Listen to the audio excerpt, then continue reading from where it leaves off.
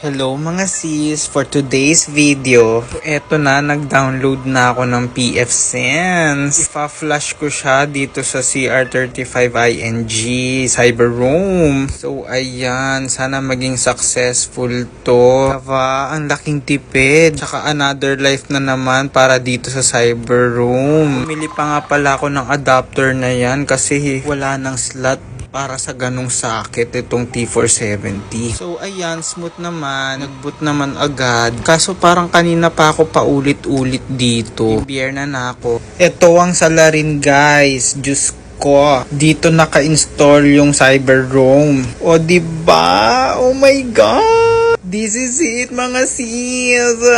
Let's go! So sa 1 mo siya isasaksak sis. Tapos i-access mo 192.168.1.1. Input mo yung default username and password. Configuration na to! O siya, sana may natutunan ka kahit wala naman. Thank you for watching. Bye-bye!